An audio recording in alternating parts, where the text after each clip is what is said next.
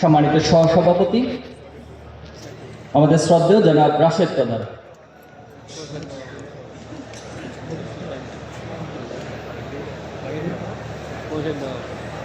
বিসমিল্লাহির রহমানির রহিম।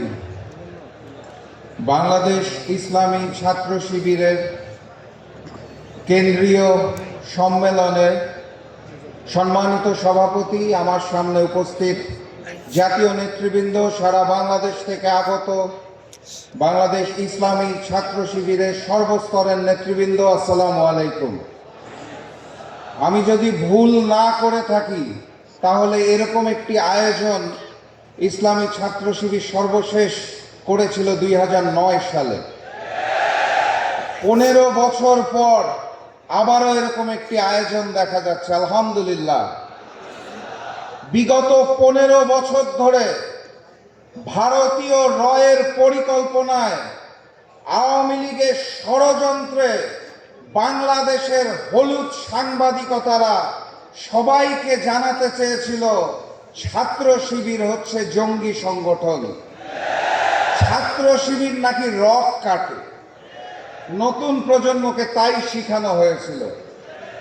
আমি আমার খোলা চোখে দেখতে পাই ছাত্র শিবির হচ্ছে সেই সংগঠন দেশের দুর্যোগে যারা সবার আগে ছুটে যায়, বন্যা হলে যারা সবার আগে ত্রাণ নিয়ে যায়, দেশের প্রয়োজনে যারা বুক পেতে দেয়, যারা আগামী দিনের বিজ্ঞানীকে সৃষ্টি করার জন্য সায়েন্স বেস করে, জুলাই অভ্যুত্থানকে ধারণ করে চিত্র প্রদর্শনী করে আগামীর বাংলাদেশকে গড়ার জন্য যেই ছাত্র সংগঠন কাজ করে তার নাম বাংলাদেশ ইসলামী ছাত্র শিবির।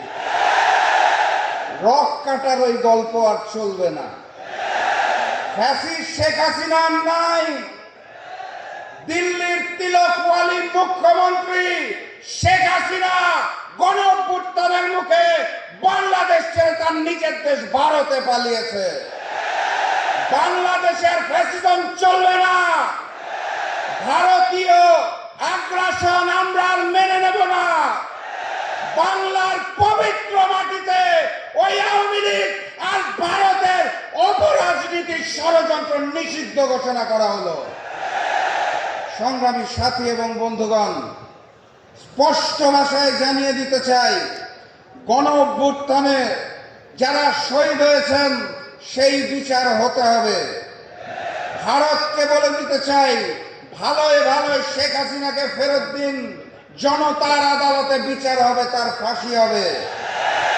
আর ভারতীয় মিডিয়াকে বলতে চাই, বাংলাদেশের তৌহিদি জনতা প্রস্তুত আছে। সিংহের গর্জন সহ্য হয়, হনুমানের বেঞ্চি সহ্য হয় না। হনুমানের বেঞ্চি দিবেন না। বাংলার দিকে ষড়যন্ত্র করলে আপনাদের 7 সিস্টারও খণ্ড বিখণ্ড হয়ে যাবে ইনশাআল্লাহ। সংগ্রামী সাথী এবং জনতা বন্ধুগণ, বক্তব্য দীর্ঘায়িত করব না, শুধু ইমানি শপথ নিন। আবারও বলছি, বাংলার মাটিতে আওয়ামী লীগের রাজনীতি নিষিদ্ধ, ভারতীয় আগ্রাসন নিষিদ্ধ। আগামীর বাংলাদেশ হবে এবারের গণ অভ্যুত্থানের চেতনার মাধ্যমে নতুন বাংলাদেশ, বিপ্লবী বাংলাদেশ, ইসলামের বাংলাদেশ। সেই স্বপ্ন দেখে আজকের মতো বিদায় নিচ্ছি। বিজয়ের পথে যাত্রা শুরু, জীবন অথবা মৃত্যু। আসসালামু আলাইকুম।